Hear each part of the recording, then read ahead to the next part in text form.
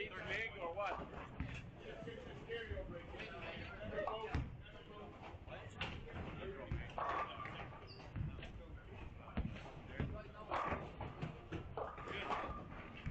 Literally 2 foot.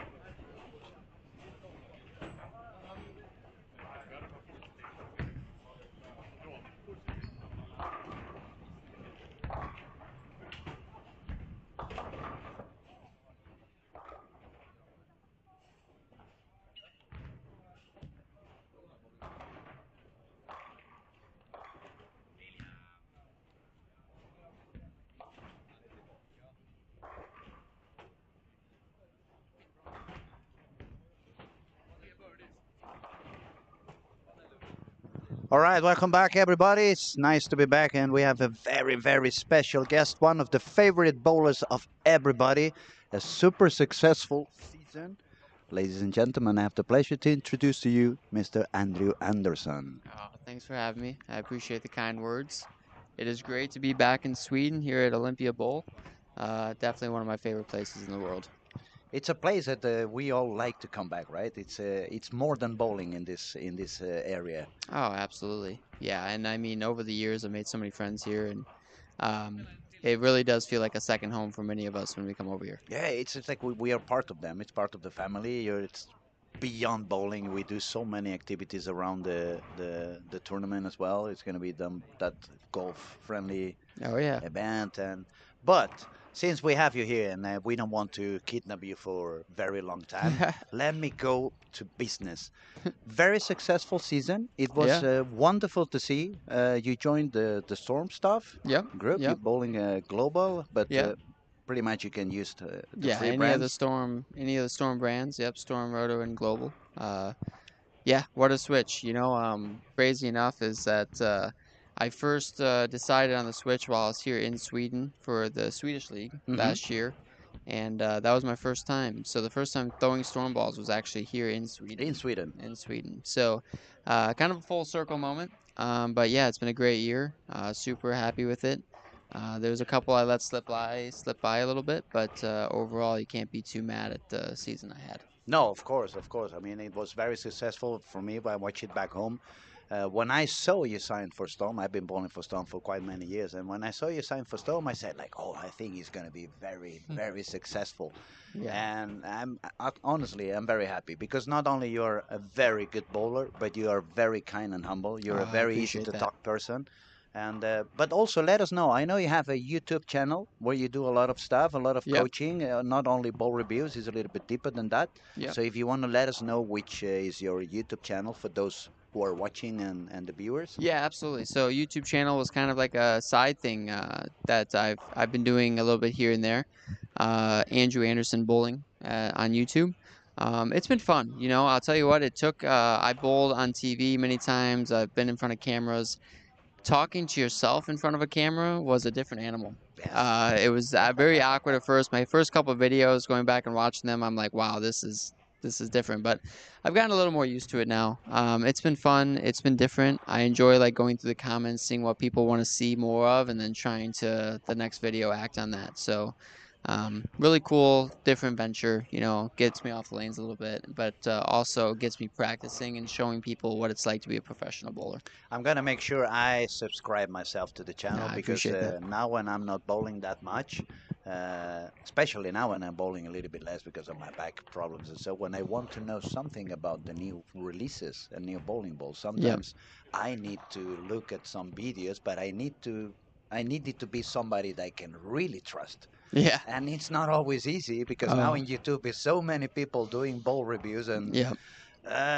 sometimes when they say some things of balls that I already know, it's Yeah. like, Yeah. okay, this is not the channel I You want to learn real follow. quick, and it's really about trying to relate to everybody. Hmm. When I talk about my coaching videos, I found myself like doing a lot more takes because I'm like, all right, like that one sounded good, but that's only uh, for the higher level bowlers. And Hmm. then the next one was like, okay, maybe that was only for this select group. And so it's been a difficult challenge to try to communicate to everybody on a Yes. on a plane that everybody could understand. It's one of the things I realized as well. Now that I'm bowling less and I'm doing more coaching, sometimes it's like for you it's so obvious, but then you realize, no, I need to explain it in a way that it's a little bit less complicated, a little Yes. bit less complex. And but that's what we're saying, guys. If you want to learn more about the game, if you want to get know a little bit better of Andrew, just go to his channel, subscribe over there, and don't forget to subscribe also on the Storm Lucky Larsen Yes. Masters YouTube channel. It's gonna be a lot of content during the year. It's gonna be a lot of content besides this event. We had already the World Cup under 21, Yeah, and that was at the end awesome. of Watched a June, ton of it. it was really fun to witness all these young talented bowlers. They're gonna show a lot of Swedish league, and you're probably gonna be coming and bowl for, I Yeah, guess, Yoga we're from time working to out the time? dates, but I love bowling the Swedish league. You know, I try to. My hope is to get a YouTube video of it. I don't think people. I go back home and tell everybody about it, and I don't think people truly understand how special the Swedish league is. The amount of pride you bowl for, the energy, how loud it is. Um, I tell people all the time, like, you want to throw pressure shots, go try to bowl in the Swedish league and throw a shot for your team. And for those who are not really traveling around, they are bowlers, but they're not traveling the world like we do. It's a lot of talent in Scandinavia, and Oh especially yeah, a lot of talent in the Swedish league. You see people, not only foreigners coming like yourself and yeah, some other PBA guys. Even back in the day, I know Jason and some guys came yeah, and bowled that league. But the local bowlers, they are very strong. They are very competitive, and as you very well said, the atmosphere it creates, uh, it's like a soccer game or an NBA game, but already on the playoffs when yeah. everybody's screaming defense, defense, and all that stuff. Second to none. The match Isgota had against Pergamon 2 years ago, where we came away in Olympia bowling with the Hmm. win, was one of the most electric atmospheres I've ever been a part of in any bowling atmosphere in my life. I bowled on TV, bowled for majors. I would take that atmosphere up with many of those. That's cool. That's cool to listen. Andrew, let me ask you a little bit. You bowled the previous squad. It Yeah. was the first squad you bowled in this year's event. Yep. You obviously know the bowling alley. You played here many, many times.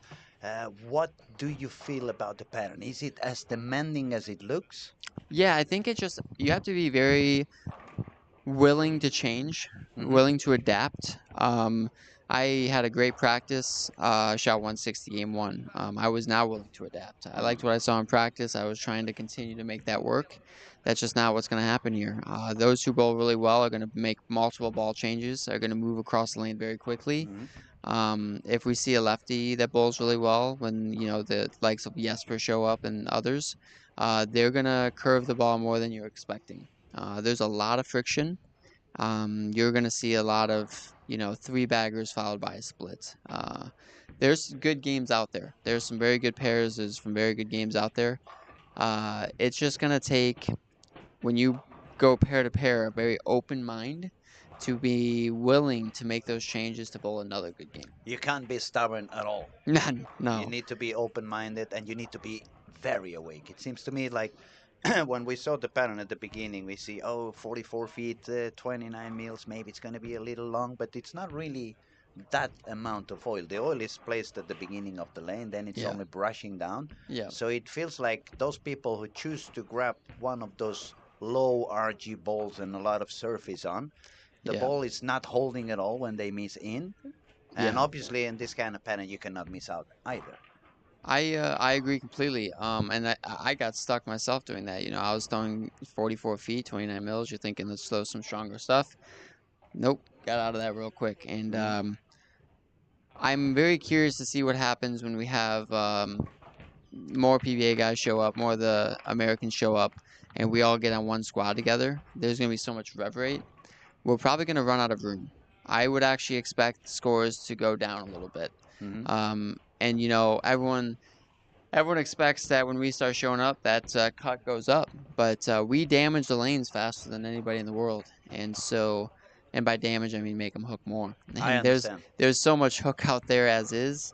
Uh, it's gonna be a very interesting feat. So super happy with my score. I wish I had a little more than 160 game one, but But it was 120 over. it was a very strong comeback. Yeah, After very game one, yeah. everything was very steady and high games. And even when you found a little bit yourself into some troubles or issues, you managed, probably as you said, you opened up your mind. Yeah, You were just awake to see what was happening and just exactly.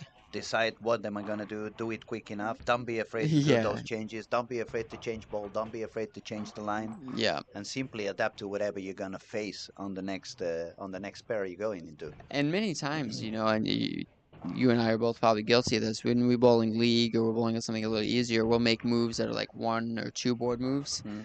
I made more five board moves today than I have in a In a long very time. long time. In a long time. And so that's where the open mindedness comes in. Like, hey, your ball hooked a little bit, you should probably move a lot. And Yeah. so, yeah, I'm curious to see how this plays out. So much tournament left. The pattern is going to change a little bit more as we oil it more and more. But I think they put out something pretty fair. I'm super curious to see what females can do. I'm super curious to see how the lefties do. I think the likes of like Nora Johansson, she's gonna have a block one of these times. That's gonna be stellar. Um, and I think the beauty of this type of event, bowling multiple squads, is I'm super happy with 120 over, but I promise you that like my next block, I'm trying to go for that lead. And so having multiple chances at it make you change your game plan often and see what's going on. But so far, this squad that we're watching right now, there's some good scores out there. Sean Rash 270, Andrew Hall has 260 left, Ernesto 230. So there's score to be had. Yeah, definitely. It has been like that on the previous squads when I was doing the streaming and the online. It was the first couple of games. We have seen quite a few people having 80 over. Yep. And then on game 3 and 4, when the real transition showed Oh up, yeah. as you said, if they were not moving enough or they were not doing the things aggressively enough, they got stuck in the middle of nowhere. Then it became pretty tough. So, yeah, in terms of scoring, we're almost done with game 1. We have Sean Raj on the lead now with 270. Then we have, I don't see, Chase is going to shoot 252 on lane 8. Yep. That's also a great start. Andrew Hall is on the way for another 230 something in 11 and 12. I'll tell you what, this doesn't make me feel any better about my 162 start.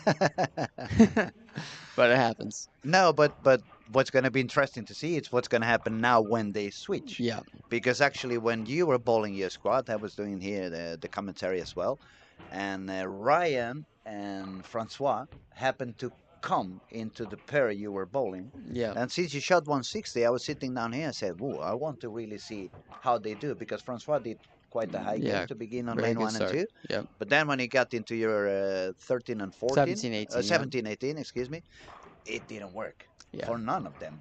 And then when they left, the next players who came up into that pair, they had the same issue. Yeah. They didn't score high on 17, 18 until the very end Yeah. of the squad. And you know, beauty of bowling here. A lot of times, I have a lot of notes. When I drew 17A, I said, "Oof, here we go," because I do believe 17 is the most hooking lane in the building. Even more than 20. I do. I Well, believe now you're that. giving away a lot of information for Hey, the listeners. that's Yeah. that's for me. You know, we're gonna have somebody come out here, and 17 is gonna be the tightest pair for them. But for me, that lane hooks more than any other lane here. So I big forward on it a couple times, and you know, then the swing got a little uncomfortable, and it turns into a low score pretty easily here. And that's why we're seeing so many. Like, there's score to be had, right? But there's also a lot of 180s, 160s out there. So avoiding that low game, being open-minded. You know, Sean with the 270 starts now going to 1920. Many would believe that that's not a great pair, but we'll see what happens. We have to see. And especially, I guess, when you get into these kind of tougher patterns, Yeah. and especially talking to the younger generations, they have a lot of issues with sparing. Yeah. They threw so much strikes that they don't focus so much on Oh, sparing. yeah. Especially the kids 20 and under, and when they hit this kind of pattern that is not 8 strikes per game but only 5 strikes per game, and you're gonna have to spare 5 times per game, unless you are really taking your spares, you're gonna be in trouble right away. Yeah, and what's so funny about you saying that, why I'm smiling right now, is this is my first event without a spare ball, like a Uh-huh. plastic ball, in Wow. about 6 months. Okay. Only bringing 6 balls to Europe, you know, like it's tough to pick. And thankfully, you know, I know Carl in the pro shop might be able to help me out, but I missed a 1-2-4 and I missed a 6-3-6 today that I really don't believe I would have missed without a spare ball. Maybe we And should go down after I the know, squad I and know. get you a spare ball. But for it was so ironic for me because I'm looking around and I was watching a lot of missed pairs by some of the younger kids. too I'm like, many, too many. too many, and I thought to myself, like, you know what, I'm kind of turning in them at the moment. I probably left my most important ball back in the States, but yeah, it's what a tournament. Martin, Larsen, Bakke, this whole tournament staff, Ron Bach, do a phenomenal job, and we're just so happy to be here. The only international PBA title right now, and you know, that's what brings many of us out. Winning a PBA title in the States is awesome, but winning a PBA title around the world is equally so. I remember a couple of years ago when AJ Johnson he Yep. made his first title here. He was Yes. so emotional. He was crying in happiness. Oh yeah. So it doesn't really matter where you win your first PBA title or Exactly. where you win a PBA title. It's a PBA title. It's gonna make you proud. It's gonna make you happy. Yep. And we have some comments on the chat. We have some people. Who's Jamie? Jamie is arriving in a couple of days from now. He's a cool kid from Gibraltar. He says he's taking all the notes, so thank you, Andrew. He's Yeah. taking Yeah. notes on your suggestions and which pair is. Yeah, Jamie, we have to remember that 17 is going to hook even more than 20. Yeah? Yeah. Yeah. And then, unfortunately, we have some commentary in, I would say, I think that's got to be Japan, Japanese, Chinese. Chinese, Korean, We're gonna need to something like that. We, translate we there. need a real translator, and I'm gonna blame That's it not on you. blurry glasses. I need to clean my glasses first. Otherwise I don't see. But it's gonna be very fun to witness what you guys can do. Yeah. To be honest, at the beginning of the tournament, because especially on the first two squads, I thought the cat was going to be a little bit higher. I expected it to be 150 over, Yeah. mostly because in my years of bowling, my experience as a coach as well, when better bowlers get together on the lane, they don't really destroy the lane that much. Yeah. But as you said today, it's not that much amount of oil as we thought it was going to be at the beginning. So when many of you start using that same spot, it may end up becoming I think way we're too going to. burnt. Yeah, and we're gonna cliff the lanes.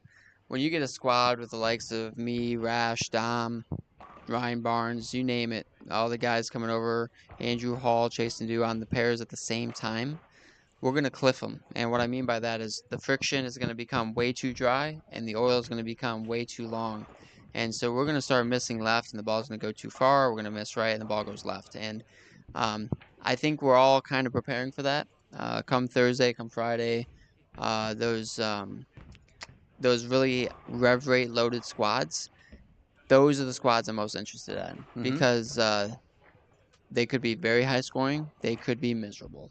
And at the moment, after what I just bowled on, I'm going to assume the later. I think that it's actually going to be a much easier pattern as is than when When all all the the good PBA ones guys. are wrong. Yeah, and there's so much talent here. Like, let's not take away from No, the Team local. Sweden and Yeah, some of I the mean, Finnish guys and yeah, stuff like like that. Mm. the beauty of bowling Swedish League is I bowl against these guys that I wouldn't otherwise, and it really reminds me of like, wow, there's some really solid talents around the world that we don't get to see on a daily basis, whether it's because of families, other life choices, work.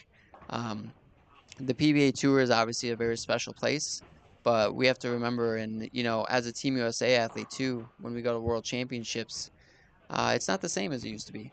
Team USA used to feel like the strongest team majority of the years, and what we've learned is the world is really caught up, if not in many parts of the world, sometimes feel like surpassed. It's a little bit like on the NBA. Exactly. When I was a kid, it was maybe one or two foreigners over there. One guy from Lithuania, Sabonis, and maybe Petric from Exactly. Yugoslavia. Now, MVP the last couple of Yeah. years has been a guy who Giannis is a does the same. foreigner, Nikola Jokic. I Nikola mean, Jokic, and the other guy, Doncic. Don Luca. Uh, Yep. it's crazy. Yeah. Exactly. And that's what bowling's kind of, turning into a little bit.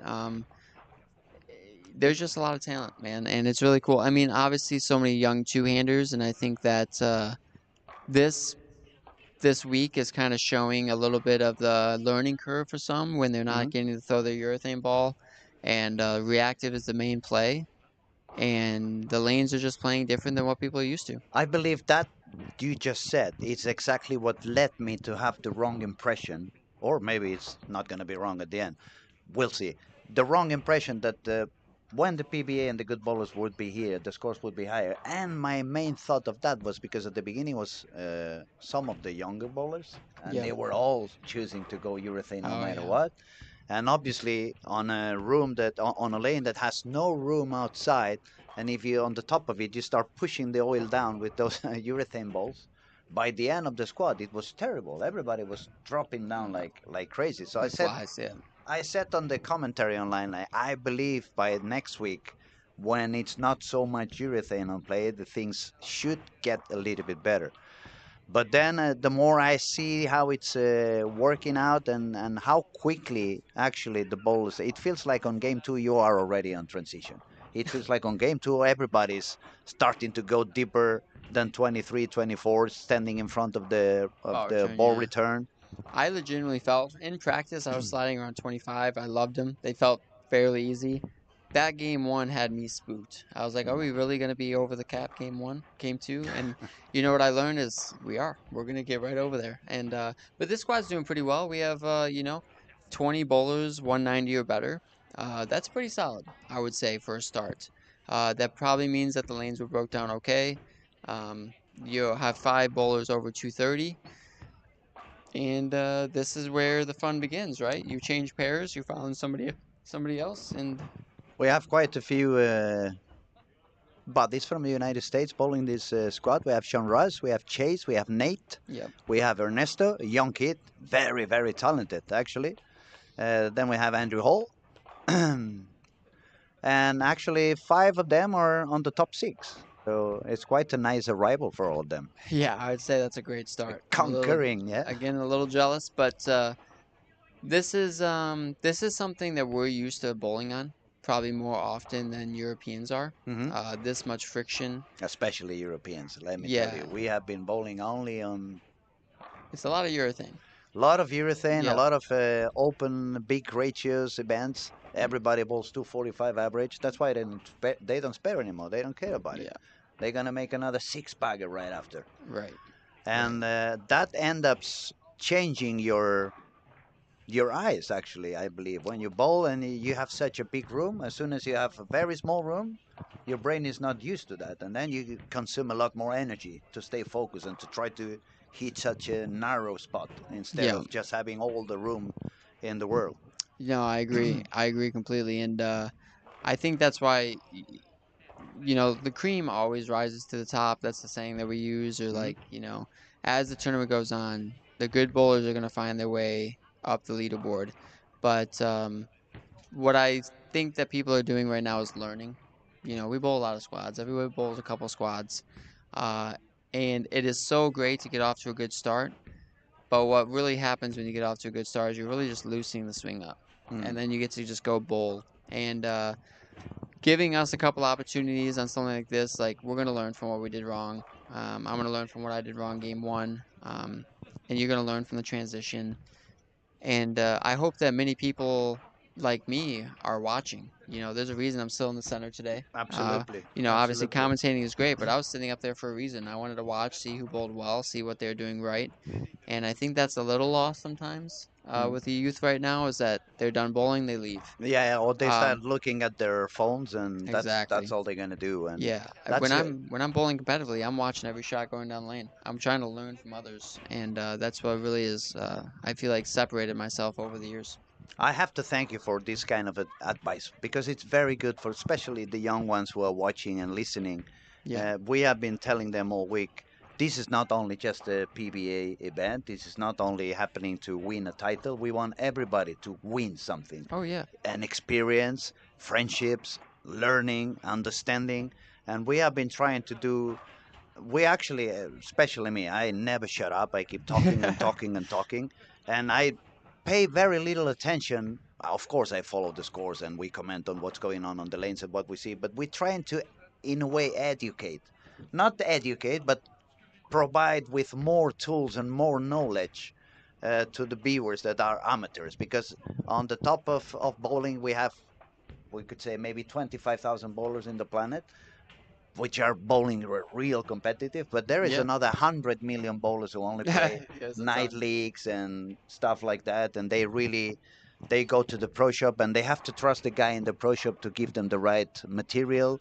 And then they have this tendency, especially on amateur bowling, like they always grab the same ball from the bag, they always bowl from the same spot on the lane. Always. And then when they get over there, it's almost like playing the lottery. Let's see if today I picked the lucky Yeah. number, or oh, today it didn't work. I'm going back home a little bit upset. And Yeah. those who are spending the time or to watch online and to try to, it's because they really love the game. So if they love the game enough to be watching online and paying attention, why not try to help them a little bit? So that's Absolutely. why I say thank you very much for all the tips you're giving Oh, them. no problem. Thank you for your time. We really, really appreciate having you here. And feel free to go outside, Yeah. witness live because it's quite different to watch on a small screen. I mean, Yeah, yeah. the screen here is big, but there's so many cameras. So, and we hope that we have a chance to maybe steal you another 5 or 10 minutes Oh, during the week absolutely. at some point. You Maybe know, after you you know, bought a I'll few be around. squads. Yeah, you know, I'll be around. And the one thing I'm really looking forward to, Bake and the whole crew. Wednesday is always a great day. Oh yeah, Yeah, you know. Wednesday is my busy day. You know Yeah, that. That's yeah, when yeah, yeah. that's when I'm really working my ass. Yeah, Wednesday's a great day here. We get to golf in a scramble outing with people. I meet new people every year, and then we get to do something with the kids, Mm. and it's just a great day, great event. Kind of takes us away from the competition for a little bit, gets us together. Remember that we're all here for the same reasons, and then Thursday to me is when the tournament begins. Now it's when you go back to business. So Exactly. Wednesdays, pick up some extra energy, pick Yep. up some good vibes, and Exactly. then everything on the grill from Thursday. Yep. Because then it's time to try to win a PBA Tour title. Yep. All So, right. Thanks for having me, Andrew, man. we wish you the Appreciate you. best. Thank you very much. Thank you for your time. Yeah, absolutely. All right, I'm gonna focus a little bit on scoring at the moment because it was very nice talking to Andrew. We always learn a lot of new things, and especially their professional perspective. They spend so many hours in the lanes and different conditions, so it's always very, very, very interesting to listen on how they see the game, how they see the pattern, how they see it could be bowled, how it could be played. Uh, so, as I was saying, I'm gonna go back into scoring. We had Sean Rush on the lead with 270 on the first game. Now he's bowling on lane 19 and 20. If you go to lane 19 and 20 camera, you also have Ernesto Reynoso. He's also from the United States, a young kid with a lot of talent. He does it very, very good. He's a two-handed bowler. Ernesto shot 233 on game one. He's now got a double and an open frame. He just doubled again, so he's above par.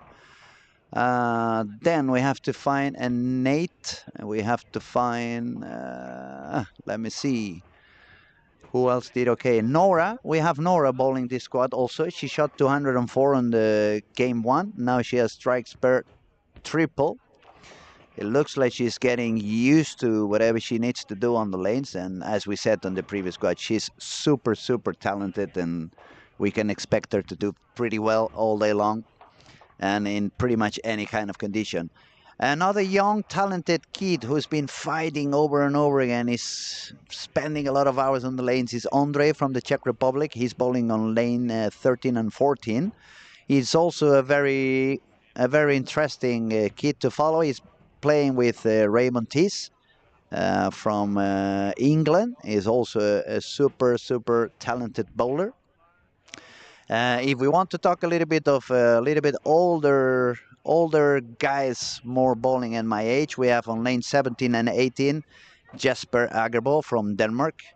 Uh, Quite successful. He has been always doing okay. I've never seen him go down.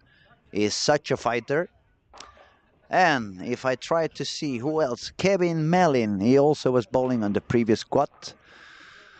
Who else we have here? We have Nathan. We have who is there?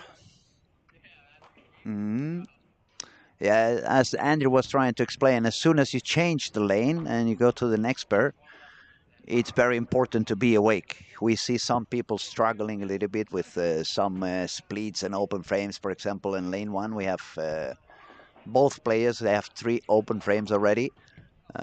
If I go to 3 and 4, there's a couple of single pin misses and another guy with a couple of open frames. So, yeah, if I go to lane 8, also another 9 miss over there. It still gets me. I don't understand. I mean, you can get bad shots and splits, and maybe it's hard to strike, but to me, single pins. On the 5th or the 6th game, when you are already exhausted in your mind, I can get it, but not that early. Anyway, back to people who's doing okay. Nora just made the 4th bagger, so it looks like on lane 15 and 16, she's feeling comfortable and feeling happy. Carl Eklund. Where is Carl? I think he was moving to 11 and 12. He's got strike, 2 open frame strike, spare strike. So we'll have to see how he does. But Carl is super talented, so as soon as he finds something that works, he's capable of shooting 3 games of 270 directly and nothing else happens. Well, actually, he's capable of doing it 6 games, as we said on the previous quad. He shot 1650 in 6 games when he was 14 years old, so that already tells you how good he can shoot. We have also a player from France, Gregory Rius. He won the Open in Logroño in Spain a couple or 3 years ago. He bowled unbelievable, shot a couple of 300 games. But he's a big fan of urethane, so we will see how he adapts to this type of pattern we have in here that is not that much urethane friendly as we are used to in the south of Europe.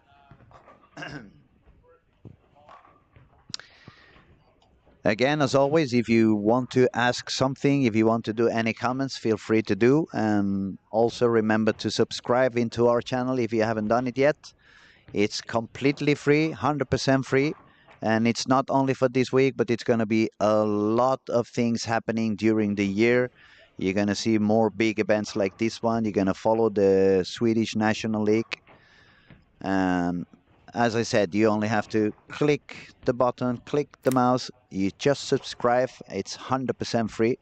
And that will also help the channel to stay free, because then YouTube is going to take care of the expenses, and we can get some advertisement that's going to take care of any investment that we have to do on that. We have a new superstar coming up. All right, we have another PBA star coming by. It's wonderful. That's very good. I don't have to even move my ass from the chair. The stars are just coming by. And it's a pleasure to introduce another superstar from the PBA, Mr. Francois Lavoie. Hi, how's it going? I'm pretty good, pretty comfy, just sitting down. Andrew was sitting here. He has given us a little bit of his point of view of what was going on. So it's really good that you join us, so we can ask you, how did you see the lanes? How did you feel the pattern? Is it as demanding as it looks? I think it is, yeah. I think it's there's some score to be had if you can hit a good pair and if you can match up the right way, but it's going to force you to throw some good shots, I think. There's the moves are a little bit different maybe from the moves From that one pair to people- other, and what we're used to, right? Yeah, exactly. There's, lately in bowling, it's been kind of similar moves all the time. You just go further left and you hit the ball harder, and that didn't seem to work as well. So I think it's going to require a little bit more thinking, maybe some different strategies. But it's possible to get some good scores. We already saw some in the first game. High scoring.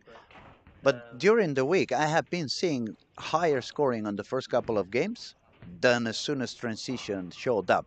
And I was blaming it on mostly the younger bowlers. There was a lot of young bowlers on the first quads, throwing a lot of urethane, pushing the oil down.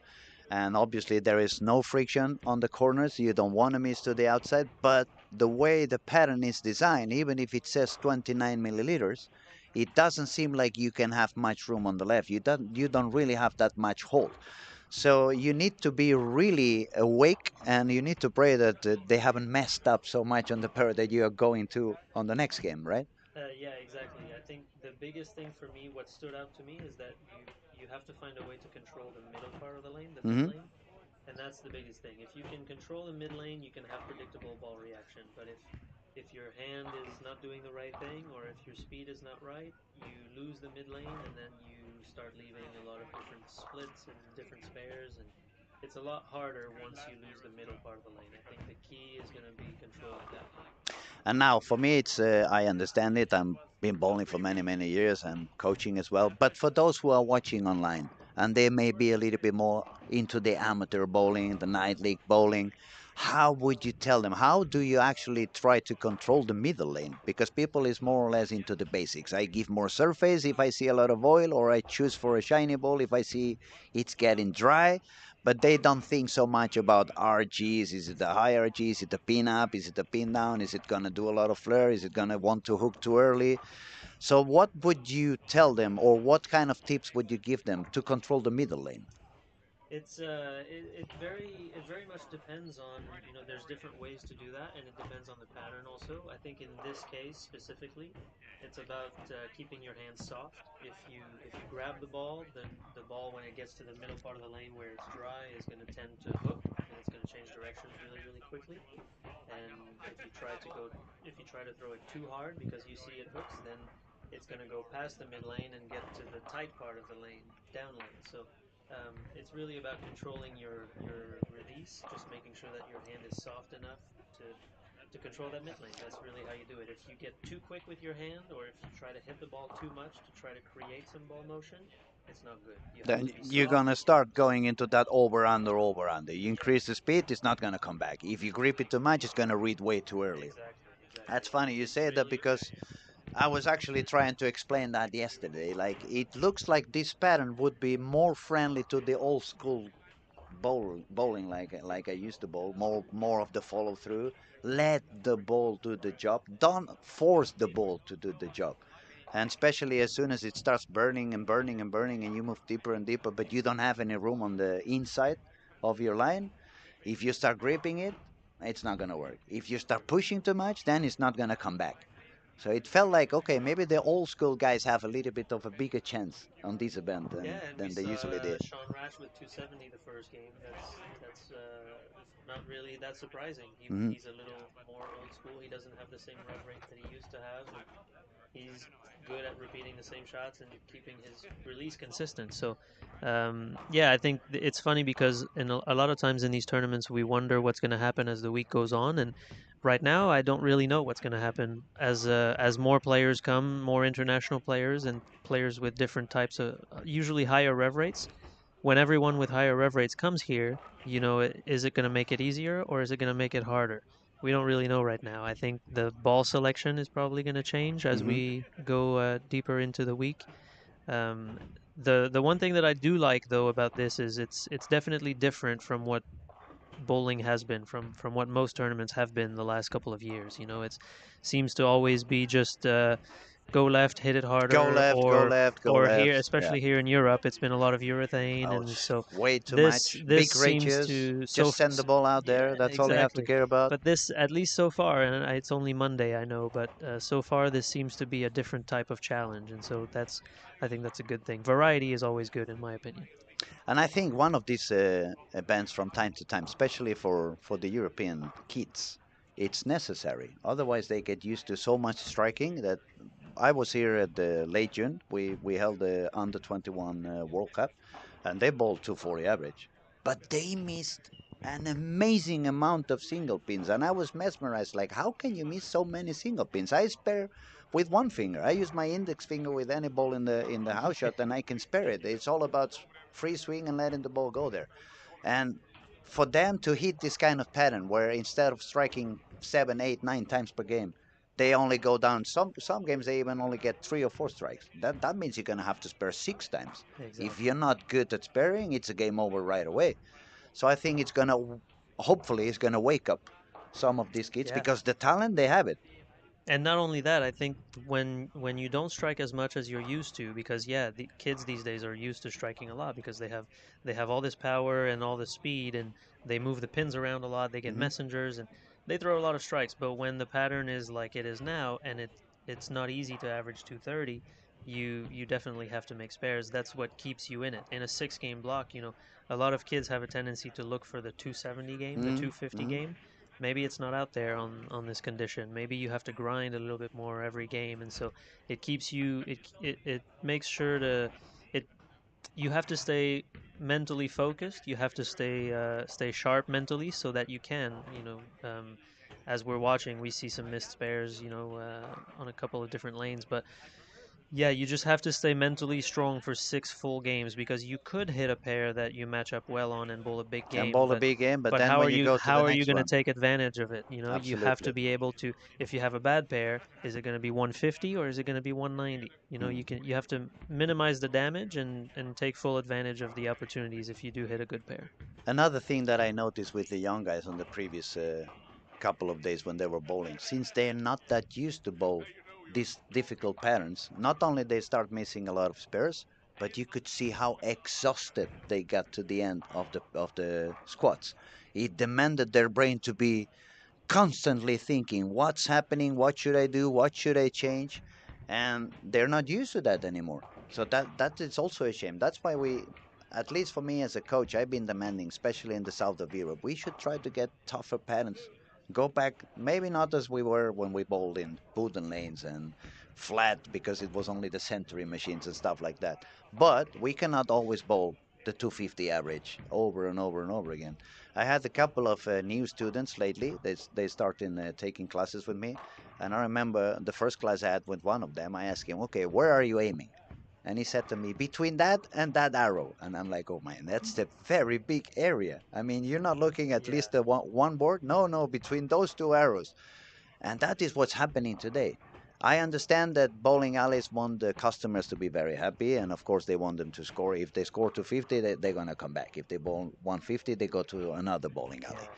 But when we get into some national competitions and stuff like that, it makes no sense that they also bowl 250 because then everybody believes it's PBA potential, and then when they go to a real competition, they struggle, they get sad, and some of them even quit. Yeah, definitely. No, it's this is definitely good. It's if nothing else, it's different from what bowling has been the last couple of years and in most tournaments. So, if I was in charge of a lot of different tournaments, I would make sure that there was variety, and this tournament so far, from what I'm seeing, is providing that. It's a very special event. I mean, how many times have you been in the Lucky Larsen here in Helsingborg? I played everyone except for well, of course, the pandemic year in Yep, yeah. 2020, but I also didn't come in 2021, I think. But I've played every other one since Malmö. And it's, I was telling earlier, it reminds me a little bit. I don't think you have bowled that one because you come from the PBA or professional. When we had the Cubic AMF, the single World Cup, when we had that one, it was like the Spanish talking people because it was one bowler only per country. They would put us together in the hotel. Like, for example, one of my best friends in bowling is Andres Gomez and Arturo. I, Yeah, we call each other cuñado. It's like a brother-in-law in Spanish, and we became friends in a Cubica IMF. yeah, yeah. And this event is the one that has substitute that event for me because it's not only about the bowling, it's not only about the title, but it's everything around it. When you go home, even if for me, for example, I haven't bowled, I'm not gonna bowl this year. I have some medical issues. I'm not bowling, but just to be here, surrounded by the atmosphere, the amount of nice people, the staff in the bowling alley, that they are super kind. The owner, Patrick Baque, magnificent person, very one of my best friends in the world. But I see it's not only happening to me. I mean, every one of the guys I talk to, it doesn't matter if it's PBA, if it's coming from Malaysia, if it's coming from Singapore. You see people coming from all over the world, and they go back home with this a winning experience, even if they haven't not even made the cut, but they go back home happy. And I believe that is one of the magics that happen in Helsingborg and the Storm Lucky Larsen event. I agree. Yeah, you have a lot of different entries from a lot of different countries. Of course, this tournament is one of the biggest ones here because it awards a PBA title. So for us, it makes sense to come here because it's our job to bowl PBA tournaments. But it's makes our decision a lot easier to come when we know how Patrick is and how great this bowling center is and how great this city is. And the city is very supportive. Also, Patrick has a lot of different sponsors throughout the city that support us by giving us rebates when we go and Hmm. support their businesses, and Some so discounts on yeah, restaurants and everybody's working nightclubs and together to try to mhm. make our experience here as good as it can be, and it makes our decision to come here a lot easier. And it's a beautiful town. It's very And beautiful. it's the Yeah, perfect time of the year because when you come up here in winter, you freeze your, I'm going to say my yeah. head. Right I'm now not it's going to say about other thing. what 18 degrees today, maybe something like that. It's nice. It feels good. I mean, we had, for example, this summer down in Barcelona, it was terrible. It was over 35, Too hot. even at nighttime, 4 o'clock in the morning, 29, 30 degrees. Mm. It's impossible to sleep. You start spinning around in the bed and you don't know, you don't know if you're sleeping in the oven or what's going on. So, but let's see a little bit of the scoring. Sean had 270, and now he's bowling on, should be on 15, 16, 203. because he's on 473. Who else had some high scoring? We had Chase, who had 250 on game one. I think if we try to refresh in here, give me a second. Yeah, maybe. Maybe it's going to be easier to know what goes on.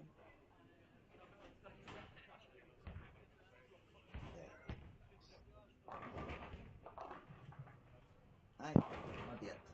Well, and while you're trying to refresh, you were talking about the different PBA players. I feel like every time I come here, I see some new faces. Word gets around, especially I can speak for the PBA guys. When we go back to America and we play the PBA Tour, everyone is talking about how great this tournament is. And so now you see someone like Chase, who's in second place. He was an exempt player on the PBA this year. Now he decided to come here. And Andrew Hall is in sixth place. He was a player on the PBA Tour who decided to come here because word gets around. Everyone, if you do a good job and you treat people right, people are going to want to support you, and that's what's happening here. There's always some new faces every year I come here. And I would say everything started back in 1995, 1996 when Timmy came for the first time.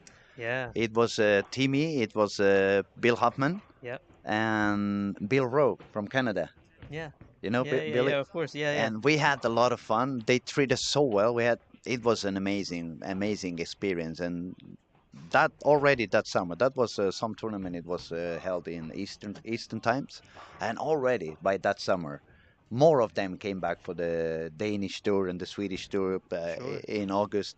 Sean Rush started coming back then, and ever since it has been increasing.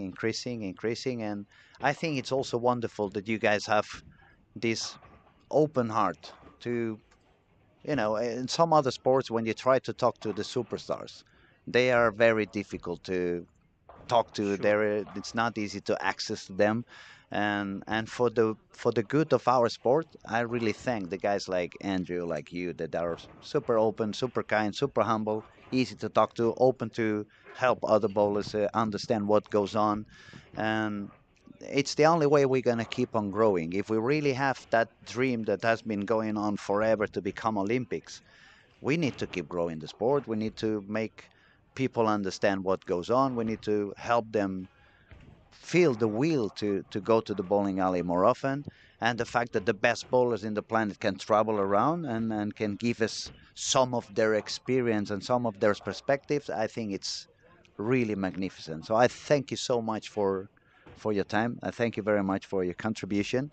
Obviously, I believe it's going to be the same situation for you as Andrew. You probably stood in the bowling alley because you want to witness live, see what goes on, see how the lanes are changing, try to learn as much as you can. And I know it's Yeah. not so easy when you're sitting in front of a screen. So whenever you want to get up and get out there, feel free to go. Yeah, no problem. And Sounds good.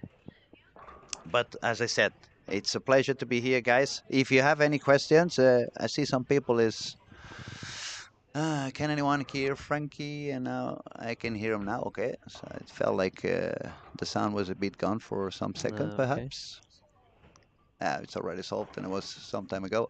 I'm Everything hoping okay? that there will be an option for us in the EU to watch CW live CWW streams. streams. Yeah, we have the PBA announced that they're changing their broadcast partner, so they're switching from Fox to the CW, which I believe is more. It's a more national thing in the U.S. and so hopefully everyone around the world can watch it as well. If not, I'm sure the TV shows will make their way on YouTube. But it's always better to watch live than to be delayed a little bit. I I know. was gonna say it's for example for me in Spain, I know bowling was gone through the zone, but in my area they don't let me see bowling. So I had to connect into the zone, even if I'm paying for football, basketball, whatever they show. I had to get into a different IP, so it would think I was in the United States, and So then you could it get would the show me. channel. Otherwise, Yeah. it was no chance. Yeah. It's difficult to reach everybody. It's unfortunate too. I wish we could. I wish there was something we could do to reach everyone. I think it's one way to grow the sport is to make it available to as many people as possible. Okay, now we have our technician is back in the house and is refreshing the scores. I tried to refresh them a couple of times, didn't work. So I'm gonna update. We have Sean Reich on the lead now with 73 over. Andrew Hall, also from the United States, 57 over, and Nora Johansson, terrifically talented girl from Sweden, on 449 already, and she started with no, inte Nora.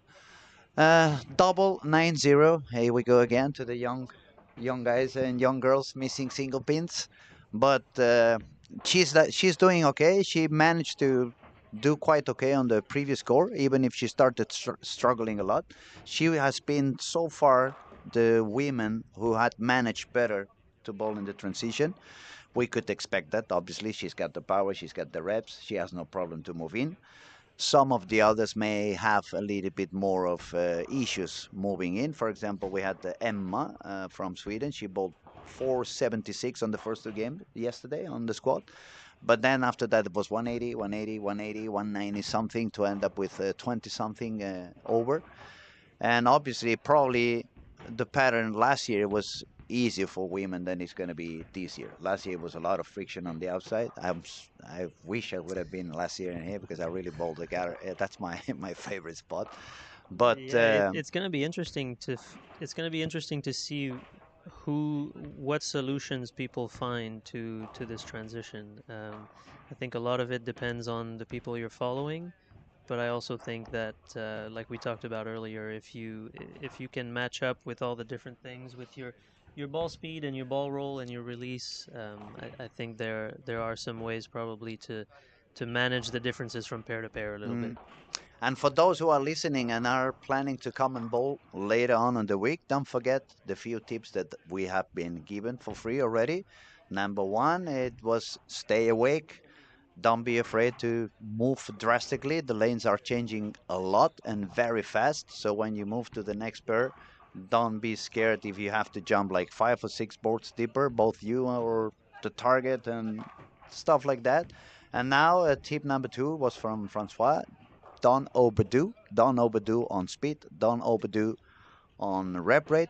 Let the ball do the job, especially when you get into the burn conditions, and that would give you a lot better control in the middle lane and should help you be a little bit more successful, especially in this pattern and the way this pattern has been designed.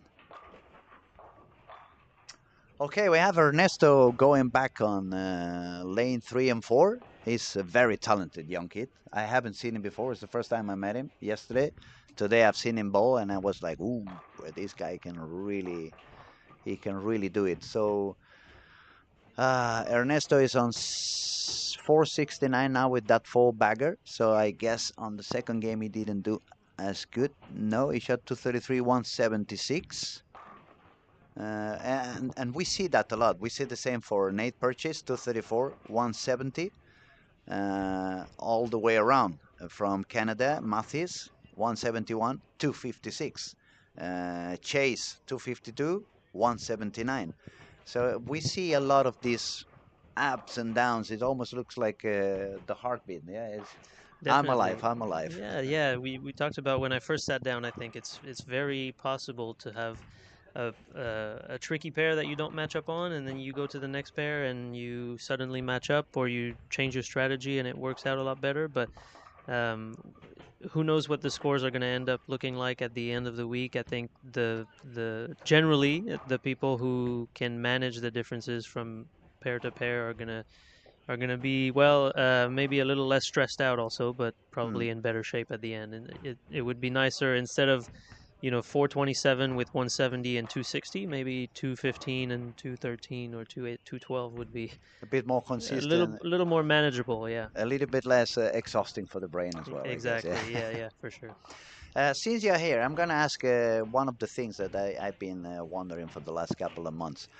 I've been bowling for Stone for quite a few years now, but due to my medical thing, I haven't signed this year. I haven't bowled anything.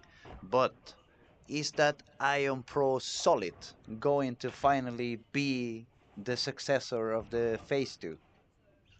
Oh, is it going to be the successor of the Phase 2? That's a good question. They're different balls, but I think I can see what you mean by that. I think the Ion Pro Solid to me probably is gets a little bit further down the lane, Hmm. is a little cleaner than the Phase 2, and um, I just think that the Ion Pro Solid is going to be a pretty versatile ball. I used it. I drilled it actually just before we bowled the mixed doubles in Houston, the Hmm. PBA PWBA mixed doubles, and I practiced with it a few times, and I took it down to Houston, and it was essentially the only ball I used for the whole weekend. I could those are the types of balls I really like, the ones I can use for multiple games.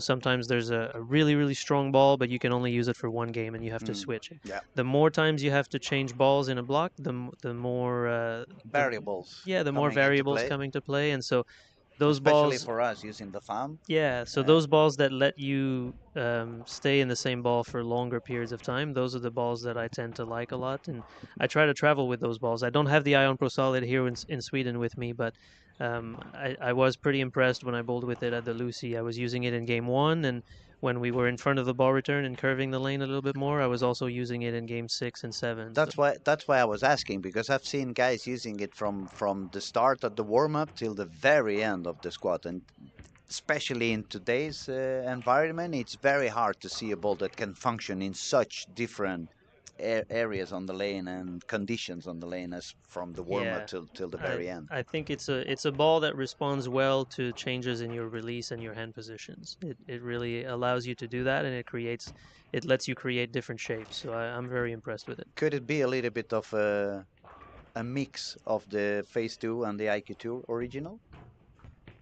A little bit. I think it to me it flares more than the IQ Tour. Hmm. So I think it's to me it's pretty different from the IQ Tour. I Okay. think it's a little bit closer than the Phase 2, but just a little bit, yeah, cleaner than the Phase 2, and maybe the potential to be a little bit more angular as well. And now one of the balls that I'm really sad to see it's not remaining on the factory is the Tour Dynamics.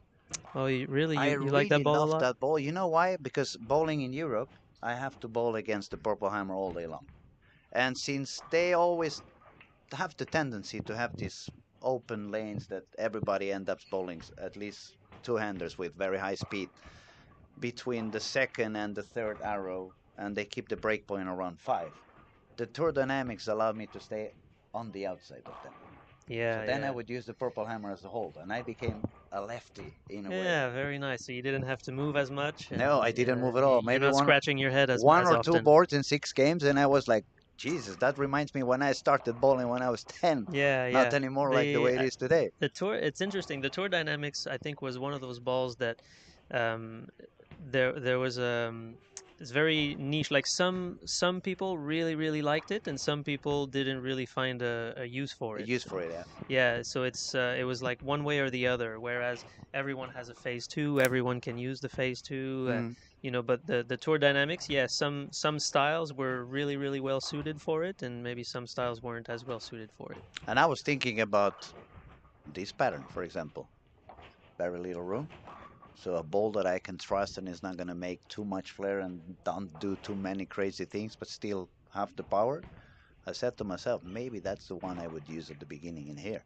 Yeah, Even I if could. it's a little bit deeper, but I can also spin the hand a little bit more so I can generate that extra angle that's not going to give me because it doesn't have such a high differential or high flare. Sure, depending on the strategy, I could see that ball being an option. Yeah, if you're trying to maybe stay a little bit straighter, if you're not trying to hook the ball too much, especially on the fresh, I could see that. And I I think think, excuse me, I think I liked it also very much because it's one of the few ones, not including the AI, the amplified inertia. And for me, I'm getting older. I'm having more pains. So my speed has gone down a little bit. And as soon as the RG goes down, it's like, oh man, every single ball seems to be reading a little bit too early no matter what. yeah. So it's a lot of 10 pins. Thank God I'm a good sparer, but but I get exhausted because then I have to make 2 shots every time. You know what I mean? Yeah, no, I get it. I think we talked about it with tournaments earlier, how variety is a good thing. So when Storm builds those bowling balls, I think they look at something very similar. They want a variety of bowling balls to make some complete arsenals for players trying to bowl in these tournaments. Another ball I really loved, it was the IQ 278. That ball it woke me up. Not only it woke me up, since bowling has becoming, as you were saying, more rapid, more grip it, move left, grip it, move left, and I can do that. But it was never my A game. My A game was more Walter Ray. Understand me? I love to move out to the gutter, bowl the gutter, let the ball do the job for me. And when I was a kid and I was bowling out there, when I was feeling on fire, I would turn around and say, "Who's Walter Ray?"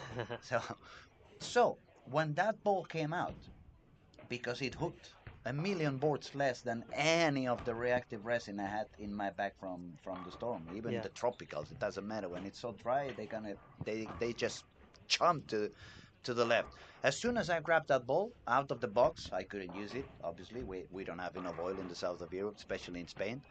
But I got it shiny. And as soon as I got it shiny, all of a sudden it was like, oh, I'm back to an Excalibur, or I'm back to a Turbo X, or one of those Yeah, early yeah. middle 90s reactive that Well, you could I bowl was far I was gonna outside. say it probably reminded you more like the old school urethane balls. It Absolutely, just tends absolutely. to hook early and then it keeps going a lot straighter. That ball is really, really good if you need to go straight. Keep your angles in front of you. It's been really good at that. And it hits, for me, it hits a lot more than I ever managed to do with the pitch black. The pitch black, I always had the feeling that it either overhooked or it never hooked. Mm-hmm. This one was a lot more easy to control, easier to understand, or more predictable, I would say. Yeah, I At could least see. for me. At least for Yeah, me. I could understand that. Yeah. All right, scoring. We have some strikes going on Ernesto. I had to split on the sixth frame, but he's running a lot of strikes. We have four bagger and I'm not surprised to see another nine miss from time to time over here and there. Uh, we have Karen. She's Karen bowling on lane one. She's from Denmark. She bowled under 21 here in Helsingborg at late June.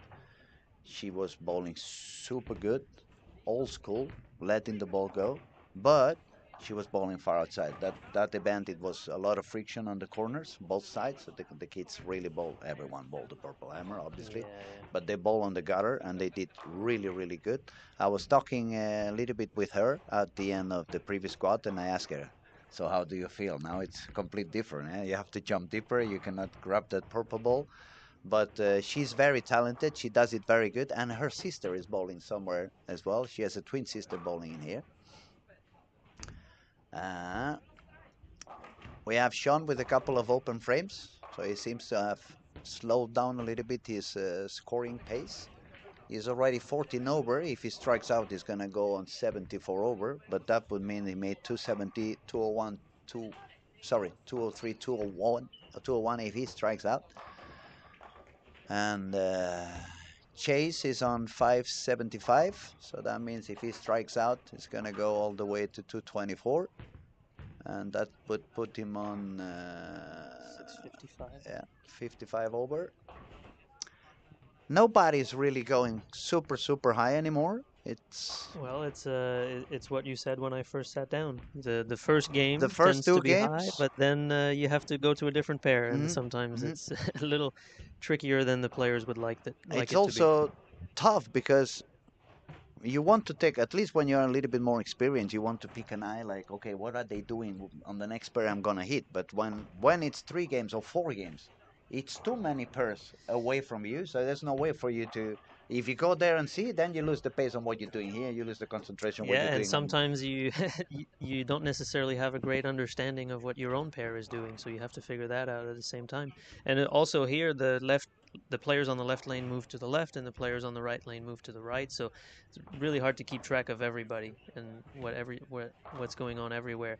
The interesting thing with having 20 lanes and the moves skipping a pair all the time is the players finish the sixth game on the pair that they started on. So um, some added, some a little bit more strategy there. If you know you're going to bowl the sixth game on your starting pair, you probably want to try to set it up for yourself, or at least not make it worse than it needs to be. At the beginning of the week, I would have said it would be a great idea to just make the ball dull and make some area on the right. But now that I've seen a few squats and I see how quickly it dries up, maybe if I had to bowl, maybe I would do a lot of spare shooting on that warm up. So I would try to keep some hold for when I arrive at the end of the Yeah, squat yeah, on the last game on that pair. So as you can see, we're trying to give you tools to manipulate what you do on the lanes. There's many ways that you can manipulate. You can create area not only by drying out the outside of where you are shooting. We're not saying right and left because it's lefties and right-handed, so we better talk outside and inside. But you can also make your lane a little bit easier by pushing the oil down on the left of your target. And I think the way the lanes are evolving this week, that would be the strategy I would try. I would try to go on with. Find my spot. Okay, now I have my spot. Now I'm going to make the lane a little longer, maybe 5 boards deeper than when I'm standing. Because obviously, if I do it only 2 boards, it's not going to be me who's going to use that hole. It's going to be the one yeah. arriving right after me. Exactly. Here the lanes are demanding, says Joe Bowler. Well, they are pretty demanding, as what we're trying to explain. The pattern already and fresh is not that easy. It doesn't give you that much room into any of the sides, but also the way it has been designed, it's for you to try to understand what goes on all the time, and you really need to pay attention not only at the heads, but what goes on in the middle of the lane and where you want to put your breakpoint, and especially where you never want to put the ball in your breakpoint. But Francois is going to explain a lot better than I can do. Yeah, the lanes are demanding. We talked about it a little bit earlier. Um, you just the lanes will reward you if you make good shots, but you have to find the right solution or a right solution. There's, I think, a few different ways that you can attack this pattern, but you definitely need to be doing the right thing and you need to be repeating shots. It's not as forgiving as some other patterns, and of course, already we're seeing a lot less urethane than probably we're used to in the European tournaments. Hmm. So yeah, the players are going to have to be a little bit more consistent than they're used to, maybe with their release and their speed and all those different variables.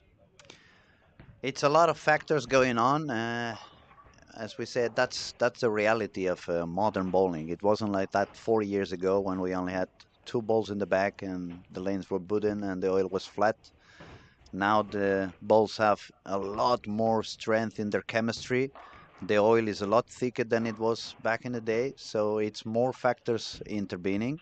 The players have twice the rep rates that they have 25 years ago, so that also is going to change the way uh, their balls and their shots are going to affect the conditions. And then on the top of that, the bowling alley doesn't have the same amount of people inside when it's the first squat in the morning or when it's going to be close to the final when everybody's in the bowling alley. We're gonna have a weather change by Thursday. I think I read it was it's gonna start raining from Thursday and on, and the rest of the week is gonna be wet weather. So that extra humidity and perhaps a little bit difference on temperature, that could also be a small factor. And the thing is, when you start adding another small variable and another small variable and another small variable, then it's a lot of factors.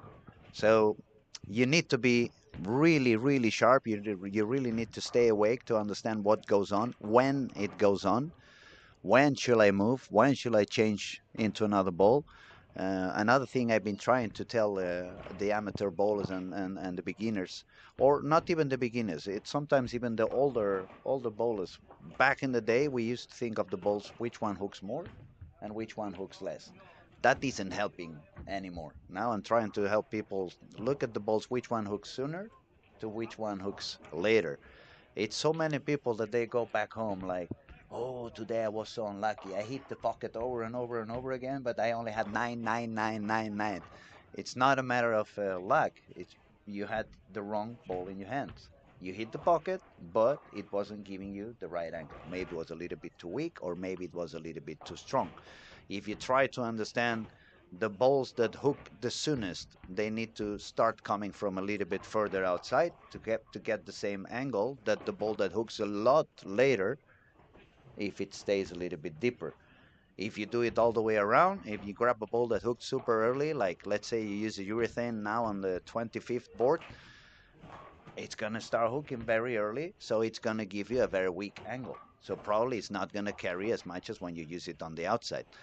On the other hand, if you grab a pearl ball that is going to skid 45 feet and then it's going to react super strong, if you put it very far outside, the angle that's going to give you it's going to be so aggressive that it's going to give you a lot of messengers. But as soon as you are a little bit out of the pocket, you're going to get a big split, and it's not going to carry as much as if you have the right angle. So that's another of the things that we can more or less try to help you understand. Think of the balls on terms of how soon or how late they read on the lane, and then you will understand that the angle becomes pretty much the same. Yeah, especially when you start talking about competitive bowling, learning to look at the lane from front to back as opposed to side is so much better because you with the cameras the way they're set up, you can see it there a little bit more than normal. You can see how much longer the lane is than it is wide. It's kind of an optical illusion how much the ball is hooking Mm. when you look at it from higher up. And even here in the bowling center we have a second floor that overlooks the lanes. It becomes evident that the ball is really not hooking that much. It's just taking a long time to do it. So um, the most it can hook would be from the first board next to the gutter to the pocket. So about 18 boards is maybe the most your ball is going Hmm. to hook, and it has 60 feet to do it. So looking at it from front to back in competitive bowling is very, very important. It's a lot more useful, and I think it's easier for people to understand once they change their perspective and they start thinking of angles instead of the amount of hook. It should be a little bit easier for them to get that carry, and especially when we are bowling like it is today. Back in my day, you bowl to 25, you made any TV show. Now you make to 25, you don't make any cut. So you really need to make Sometimes. 250 to 60 to 50, generally speaking. But if I need to make 250 consistently, unless I have the right ball in my hands, yeah, I'm gonna hit the pocket over and over again. But if I only do 220, I have no chance. Yeah, you have to bowling nowadays is about matching up properly. It's always been about matching up, but back in the day maybe was a little more importance on the accuracy Mm, and repeating the same shots, and now it's a little bit more or a lot more importance on creating as much area as you can and just making sure you can having carry. having the right ball motion so you can carry exactly. All right, we're almost done with game three. Pretty soon we're gonna have a refreshment so we can see how the scores are going. But we have seen a lot of sparing going on, or not that many strikes going on this third game. We can officially call transition is here. Not for good, not for fun, but that's the way it is. And as Francois said before, also when the bowlers get the ball 2 or 3 times, they're going to get a little bit more used. They're going to have a little bit of a better idea on what they want to do and what they don't want to do. So that should make the field a little bit more consistent, perhaps. Maybe we will see a little bit less droppings on the low games as we are seeing at the moment. Yeah, we'll see. It's a little bit early to tell. It's still Monday, so we have a whole week to go. A little bit early to tell what's going to happen as the week goes on, but yeah, it could be a good thing when everyone starts playing a similar part of the lane, or it could Or it be could be burning it even more. could make Yeah? things a little yeah, could make things a little tricky. We'll just have to wait and find out. So I'll leave you on this. I think I'm gonna go back out there and Absolutely, watch. absolutely. We thank you so much for your patience. Thank you for all the explanations and giving us some of your knowledge and point of view and perspective. And we wish you the best of luck during the week. It's Thank you, been a pleasure to spend some time with you, buddy. Best of luck. thank you. I Thank you so appreciate it. much. Okay, now I'm gonna wait a minute or so we can refresh the scores, and I'm gonna update how is the status for everybody. I believe unless Sean has crashed, he's still going to be on the lead because I haven't seen anybody going very high. But we had such an interesting talk with Francois. It was good to carry on as I said from the beginning, we don't just want to talk about what's going on the cameras, because that you can see by yourselves.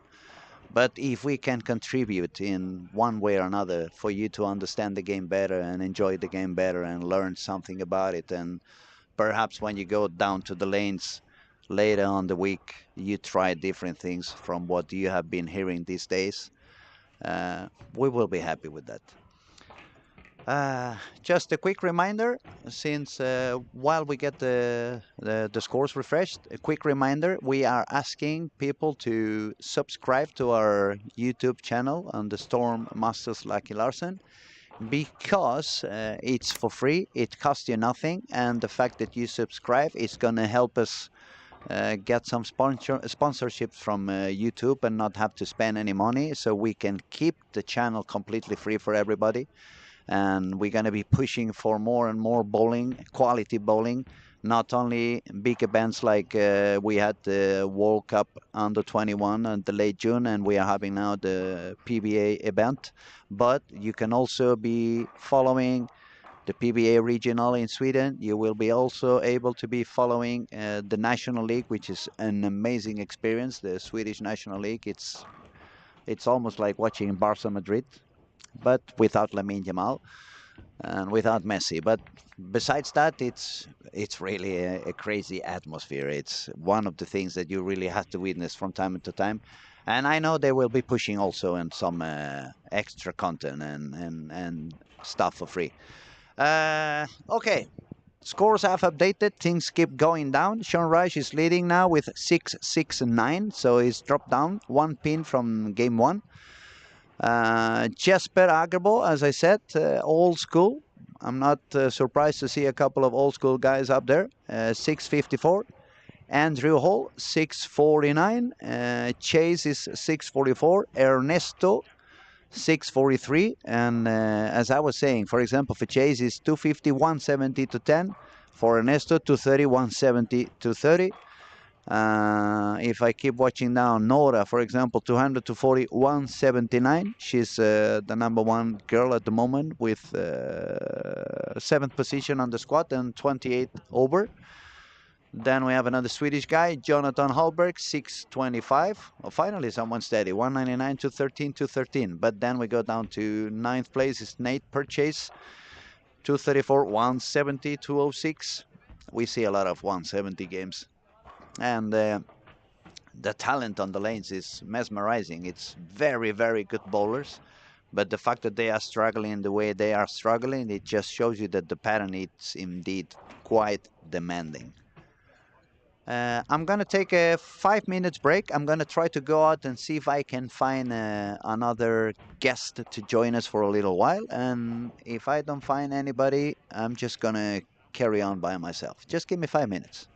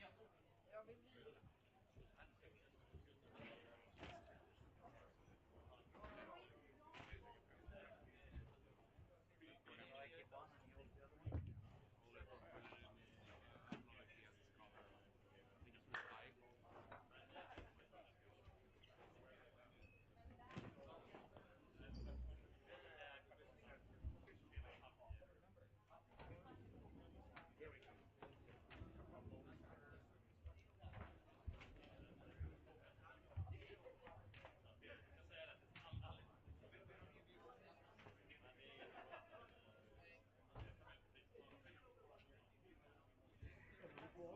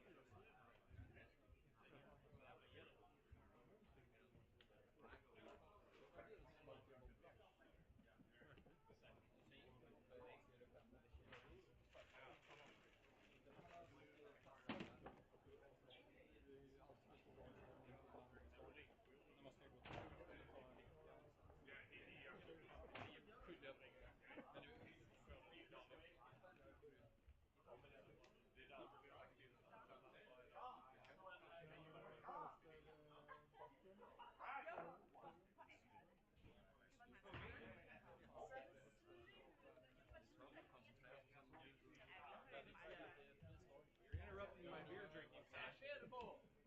Squad leader. Vigga Jesper.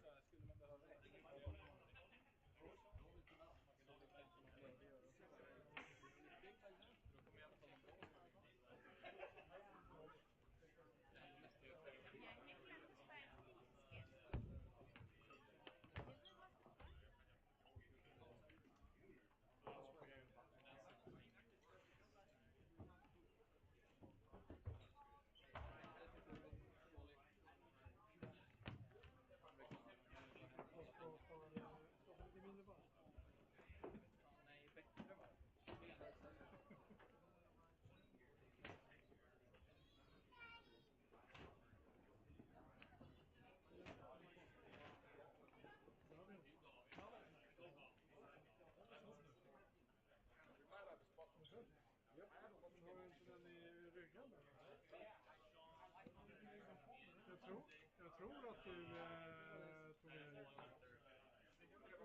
Are you guys going out tonight?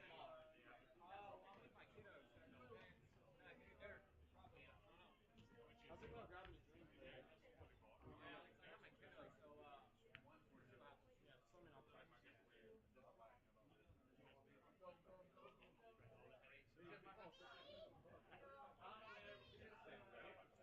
Onsdag.